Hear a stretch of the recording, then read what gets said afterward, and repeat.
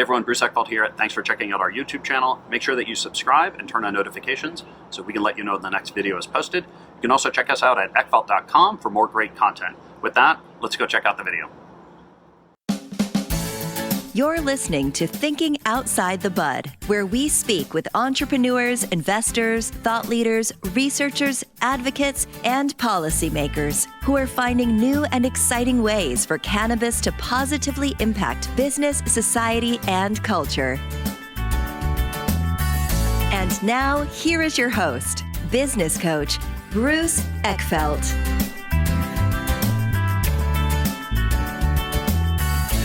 Welcome, everyone. This is Thinking Outside the Bud. I'm Bruce Eckfeldt. I'm your host. And today we've got a really fascinating guest. We've got some interesting content to talk about. We've got some interesting stories. We're here with Dozie Mbonu. And I've worked on that pronunciation. Hopefully I've got it reasonably good now. And we're going to find out a little bit about Dr. J's eco-friendly fungi. So, we've got some interesting stuff around the agricultural side or the grow side of the cannabis chain, the product chain. And we're going to find out a little bit about how the business got formed, the work that they've done, where they are, kind of the success, the trials, the tribulations. So thank you very much for being on the program. It's been interesting to kind of read your background. And Dozie, why don't we start with just having you give us a little bit of background of yourself, kind of professional background, personal background, how you got into this. And I know you've got some interesting background, so I'm excited to hear about it. And then we can talk a little bit about the business. Okay, sure enough. So a little bit about myself. Grew up here, born and raised here in Philadelphia, and ended up on a very unique journey post-college. Went to Lehigh University on a basketball scholarship, and after that set off on a journey internationally that took me to South America, Europe, and the Middle East during a career that spanned 17 years, and I retired from playing professional basketball at the age of 40 in 2010. After that, faced with a lot of athletes who are now faced with starting the second phase of their life and career, figuring out what my next play was. And I ended up in some very unique situations while I was a player, especially during the last 10 years of my career. I ended up, and all this came about because of a freak injury I had in 1999 when I was 29. I broke my foot very severely. 2 days before Christmas. How about that? I had the fifth metatarsal, what they call now the Jones fracture. I decided not to opt for any surgery, so didn't realize we originally thought that would be about 3 to 4 weeks. It ended up being in the cast. I was in the cast for 5 months. So my season was a wrap. Then after they took the cast, it was a whole journey with rehab, and didn't end up back on the court until December of the next year. So a full year. During my time of rehab in the summer, I got a call from a committee member of a club in Cyprus, and he heard about me. My fiance at the time was from Cyprus, and we were here in the USA living, and while I was going through rehab, and he calls me, offers me a 5-year deal. And I said, look, I was blatantly honest. I don't know how the foot is going to recover. I'm trying to rehab. And they made me an offer, and I told them, if you can organize it with my agent, no problem. So the rest is history. I ended up in Cyprus, didn't get back on the court till December, but ended up another 10 years, and that took me to 40. So while I was in that cast for 4 months, my agent at the time, who is now actually the director of scouting for the Denver Nuggets, he's no longer an agent, and he made me an offer that set me off on another part of my career that has to do with the post part of my career. He made me an offer to come and help him with his business, his sports agency, because it was growing. Probably one of the best opportunities I could have ever had. Not only when I went back to playing those final 10 years from the age of 30 to 40, he was representing me for the first couple of those years. We also started having clients that we represented together. My job was to recruit new clients into his agency. Yeah. We ended up with some clients internationally that we represented together, and then some coaches. So that was very unique while I was still a professional player. So I ended up in a very unique situation. Yeah. And then his business started growing even more. He was also selling scouting reports to NBA teams at the time. So he got extremely busy. And basically, at a certain point, we agreed that any clients that we were representing at that time, we would continue to represent them, co-represent them until they retired. And since he was growing and he didn't have as much attention to apply to some of the newer clients I wanted to bring in, we agreed that I would start my own business and we'd still have those clients that we co-represented. Then that sent me off on a whole nother tangent because the last 4 years of my career, all these unique things just happened. A teammate of mine who was the junior coach of the club I was playing for, he got injured. He grew up through the club. He was young, 28 years old.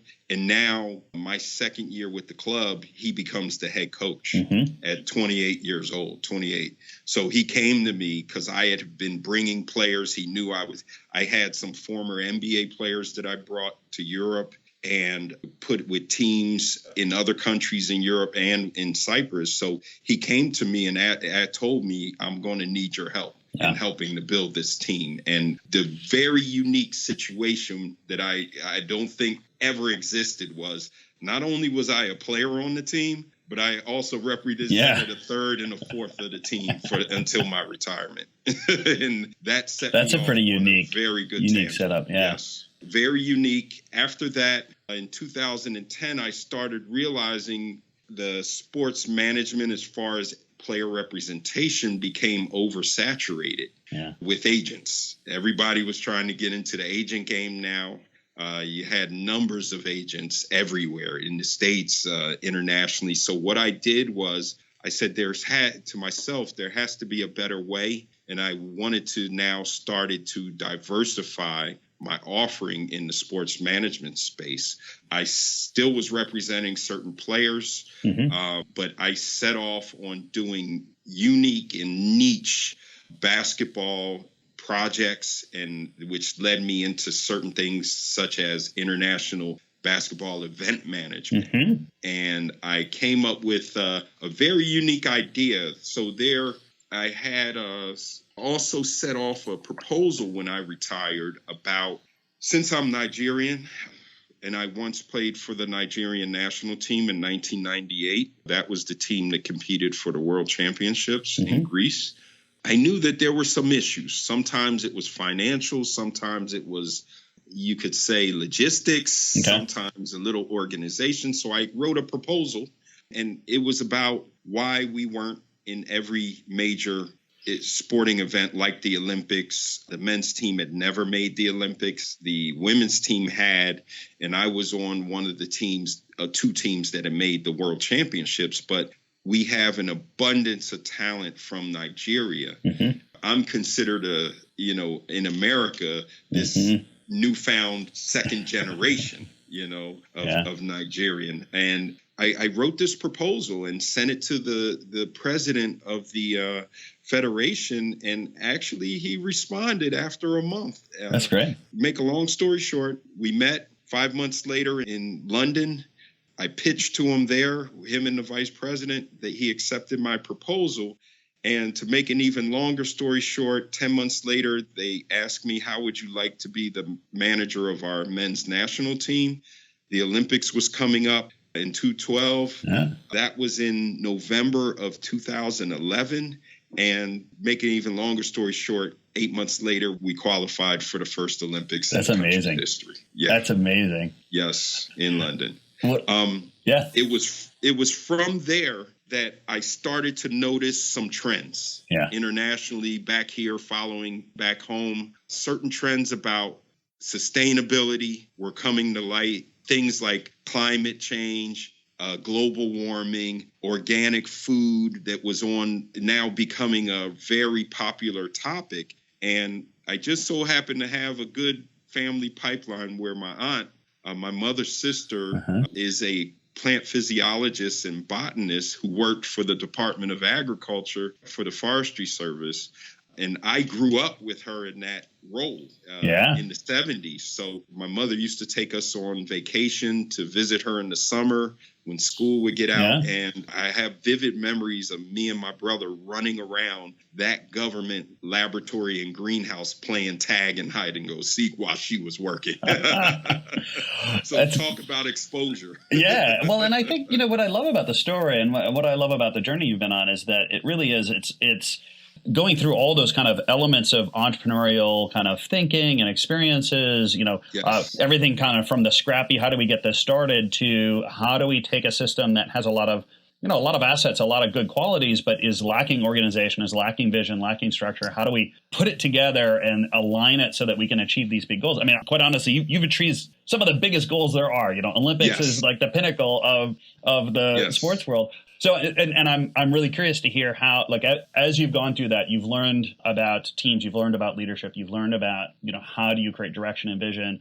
How is that kind of transferred now to you on the business side? So I guess maybe, and fill us in. So you got into the kind of the botanics, understanding growing and what goes into making high quality, sustainable, organic products. Tell us a little bit about the business now, and then what have you been, I guess, leveraging, what have you been borrowing from your experiences into the enterprise at this point? Absolutely. So from those experiences, and two key things that put me where I am now in the biotech, the ag tech space is, one, a friend showed me Leonardo DiCaprio's documentary about global warming and climate change. Number two was, while at the Olympics, the London Olympics in 2012, in the Olympic Village, what I noticed were their sustainability initiatives.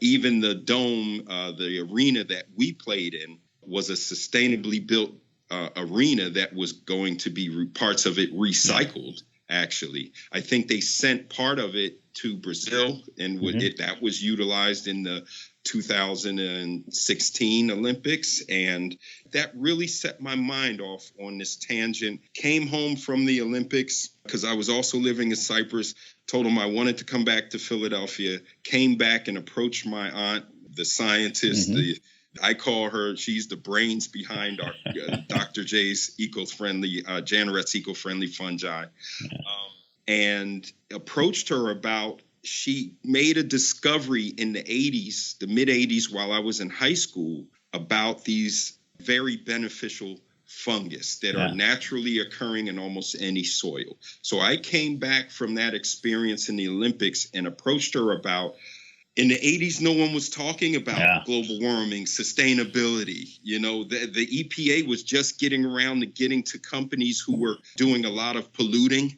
and dumping. So no one was really on that tangent back then, except the hippies in California. Except the small group in California that kept the vision alive. Yes, and they had been at that for years, in the 60s. Since. So I came to her, approached her, and said, I believe the time is right for a discovery she made after they had closed that laboratory, and she kept working on these fungus. And I approached her and she said, well, if you think that we can get a product to market and commercialize her discovery, which she had patented in the early 1991 and 93, she said, go for it. I will support this. But what I did was I said, okay, I'm a bootstrap this whole endeavor. And I'm so glad we did that. Here we are. We really dove into this real deep in 2014. And here we are 4 years later, just sitting right here at the door, at the finish line of our first company race. So, all those practical experiences with leadership, logistics, and putting things together actually are all the things I used in formulating our company. We just registered the company in January as a LLC in January of 2017. So this is just 15 months later, Wow. and here we are. Yeah. Here we are. I'll tell you how we got to this point. Yeah. So tried with a couple of people, we put paperwork together, no interest.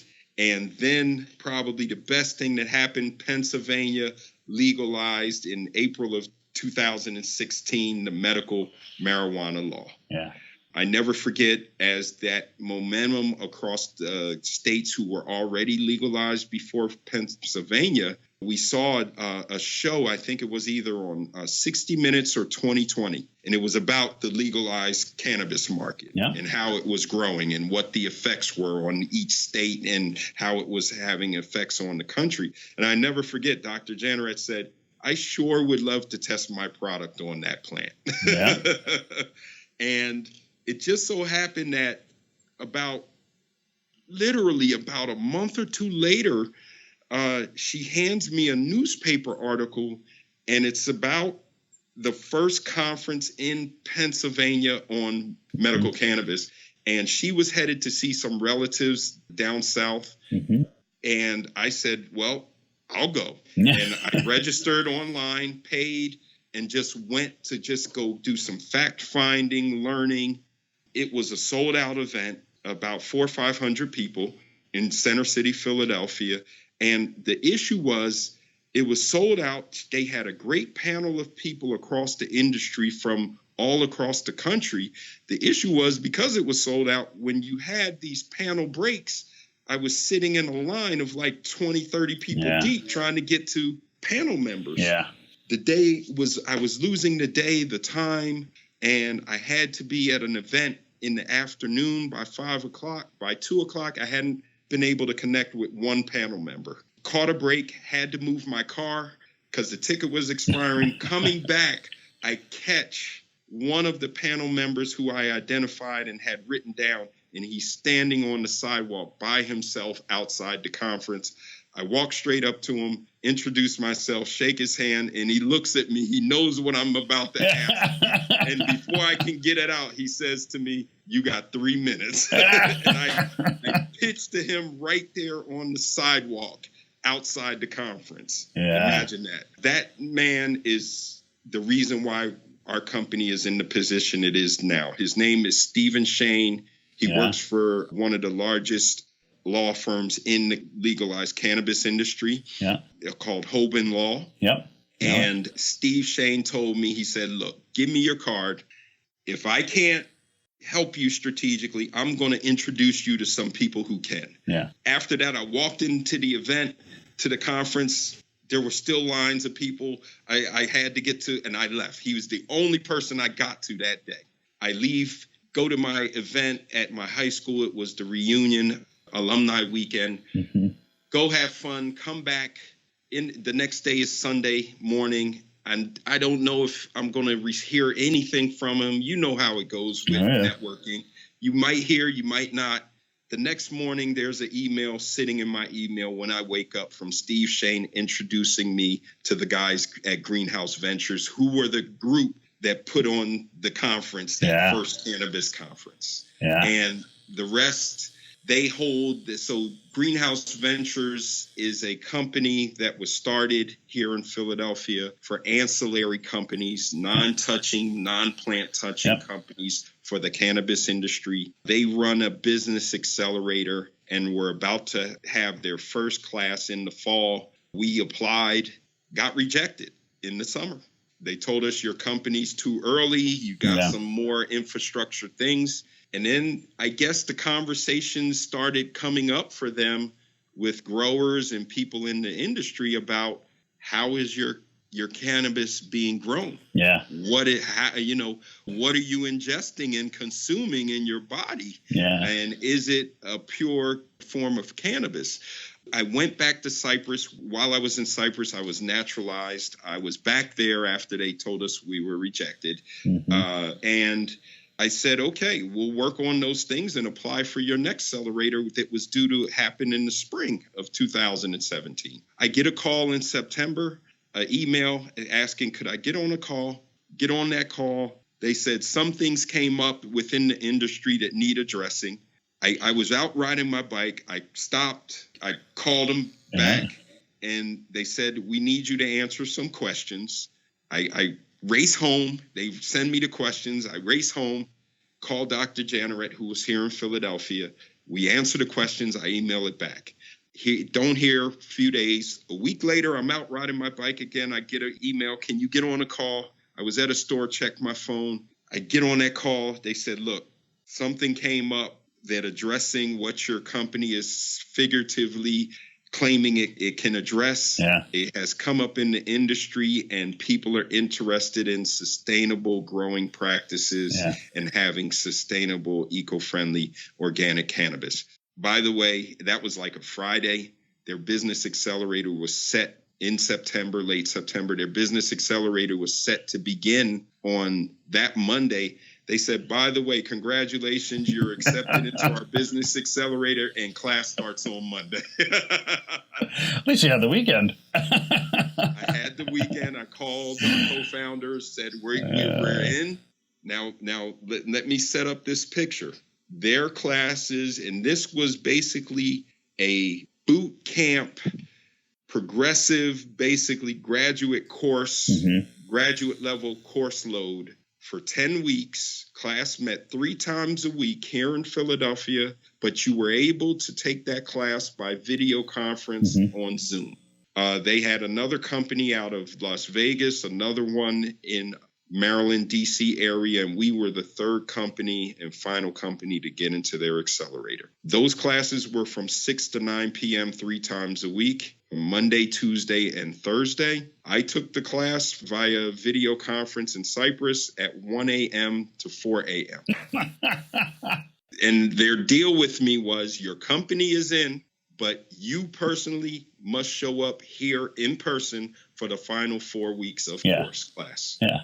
I only missed one class. Yeah. And I happened to be I was early for the class. I was ready, had eaten dinner, and then got tired. I said, okay, I'm going to take a quick 45-minute nap. I woke up at the end of class. But luckily, my 2 other co-founders, Dr. J, were on the course, were on the video, and I was able to catch up from that just one class. Showed up here for the final month, and we successfully completed that accelerator in December of 2016. Hit the ground running, and after that, it was all about positioning Dr. J to be exactly where we are right now. Yeah. So I guess what's the current state of the business? What are your current plans? What are the real priorities, I guess, now that it sounds like you've got some traction, you've got a round of funding behind you. What is your next move? Like, where do you go from here? So I'll tell you exactly where we are. So our goal was, 1, to get people educated about what ectomycorrhizal fungi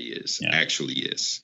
That is a fungus that Dr. Janneret has really basically gone where no other scientist has ever gone before. On the mycorrhizal fungi market, there are roughly around 200 products. The 99% of those products are endomycorrhizal fungi. Okay. We work with ectomycorrhizal fungi, and there is a difference. Okay. Yeah. So, what can you give us a quick synopsis of the the chemistry here? Yes. So, basically, endomycorrhizal fungi is what they say in all of the science literature on mycorrhizal fungi. What they say are the endos only work with non-woody plants. Your herbaceous plants, your fruits, your certain fruits and vegetables, and all non-woody. Your ectomycorrhizal fungi only work with your woody plants, your trees, certain fruit trees.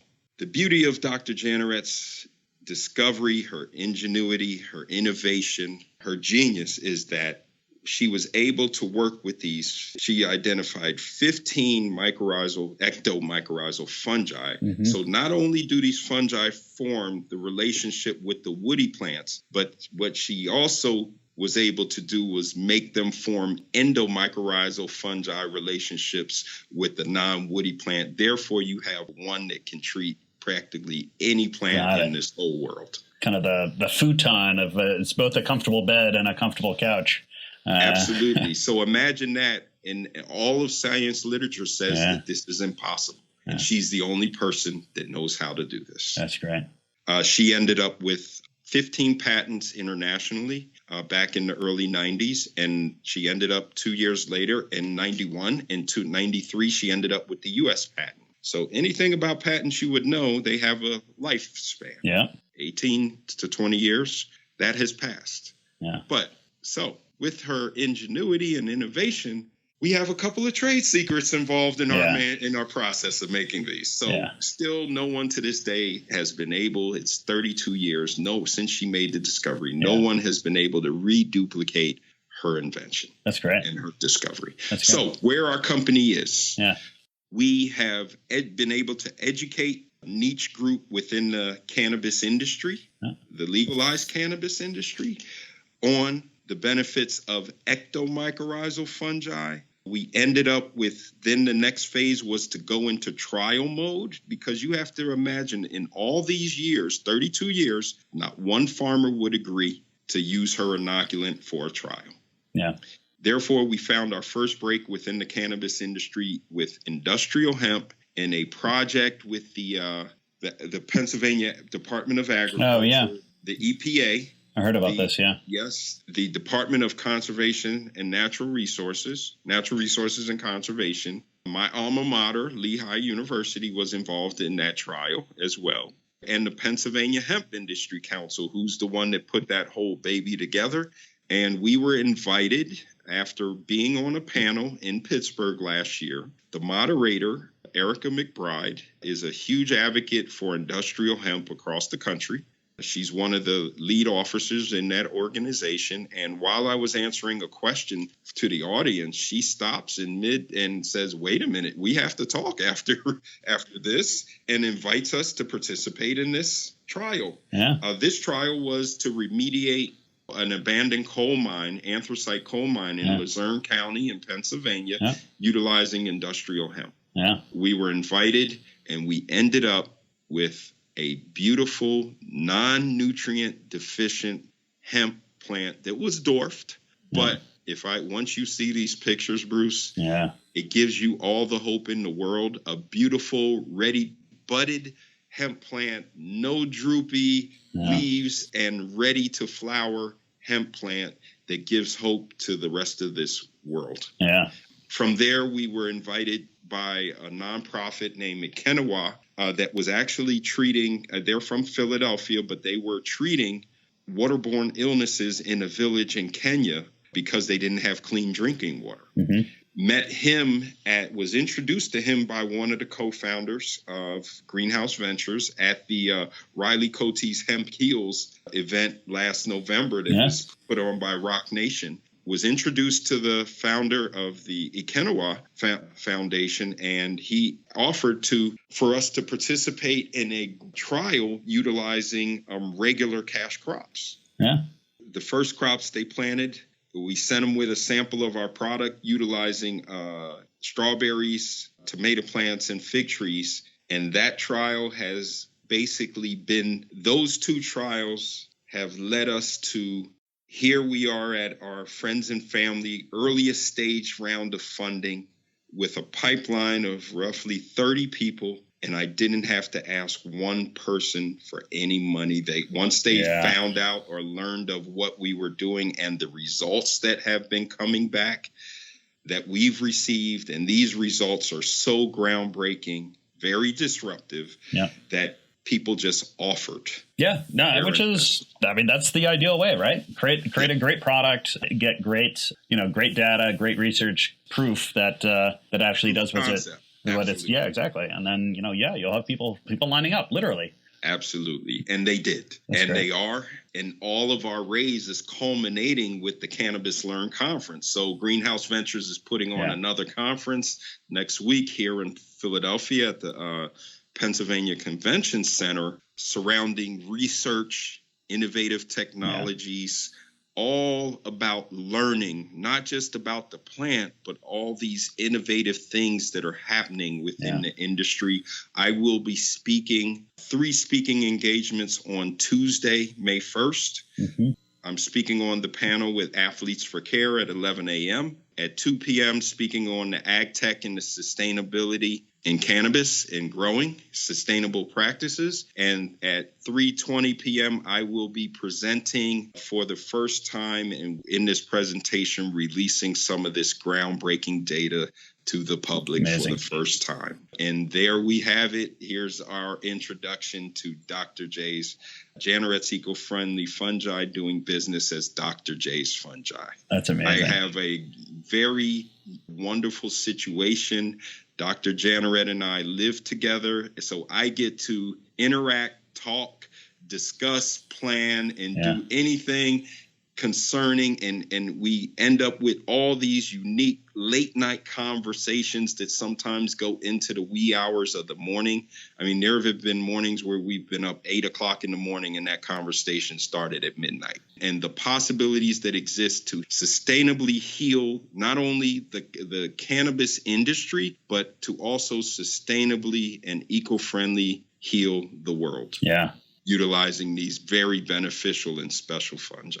You know, I would love, we can schedule another episode. I would love to get both of you on and get into some of this, because I'm sure there's fascinating details about what you guys are learning about, you know, about not only the plants, but also the impact that plants can have, you know, really on the world, on people. And we're at time here. So I want to say, well, first I want to thank you. This is a great story, great conversation. I am really excited to hear what you guys do. I can't be there this coming weekend because of some travel plans. Okay. But if people want to reach out, I'm sure there's lots of people here that would love to get more information, some insight, you know, have questions. You know, as you start to release some of this data, I would love to get that as well. What's the best way to get a hold of you and contact you? Yes, you have my email, dm@janaretsfungi.com. We have a website, which is Janaretts, JANERETTES, fungi, FUNGI.com. You can learn all about this wonderful technology. And I will leave you with this. And we also have a Facebook page, which is Facebook, and you will find us as at facebook.com/Janaretts, JANERETTES. And there's a whole page there. Great. I want to leave you with this, Bruce, before you go. Some of the things that I will be releasing in the talk. And also there is a campaign for Athletes for Care on Indiegogo that you can actually support charity all about CTE and traumatic brain injuries, supporting athletes and research. There's a campaign on Indiegogo.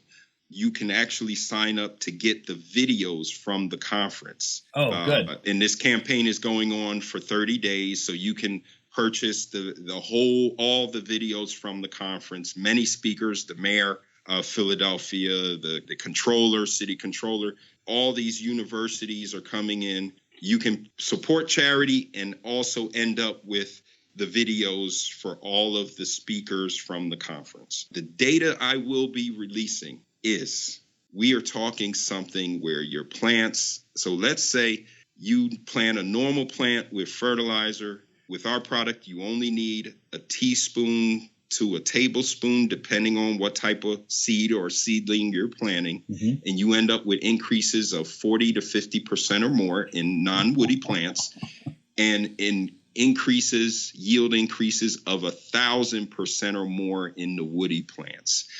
We'll be releasing that information along with one of our trials with the tomato plants came back, and this is history in real time being made with a natural resistance to infestation. And we're talking about, you know, the reducing the amounts of use of pesticides as well. Yeah. And what also we ended up with is a very beautiful picture, which I will be sharing at the presentation, where when you look at a normal plant root, and if that came from the fig tree, that plant root was about 6 inches, with the size of the plant being only about 10 inches compared to the control. That's the control compared to ours, where a plant root system very thick, but over 3 feet long. Yeah, at this stage of the tree. And it was planted in August. And the size of the plant is over. So we're talking well over in that 1,000% range of increase in yield, and also the size of the plant, the fruits increase, the amount of seeds increase, and also the structure of the fungus, which has the structure of the anatomy of the root of the plant, which is changes, but it's also very large and dynamic. So there are endless possibilities to help sustain this industry, specifically to cannabis, but also to help sustain the world. That's amazing. So I'm excited to follow up and hear how all this plays out. Thank you again. We will be in touch, and this was a pleasure. And I'm really excited to hear how you guys do. Wonderful, and I hope to one day meet you in person. We'll make that happen. We're not far away. Thank you, Bruce. You've been listening to Thinking Outside the Bud with business coach Bruce Eckfeldt. To find a full list of podcast episodes, download the tools and worksheets, and access other great content, visit the website at thinkingoutsidethebud.com. And don't forget to sign up for the free newsletter at thinkingoutsidethebud.com/newsletter.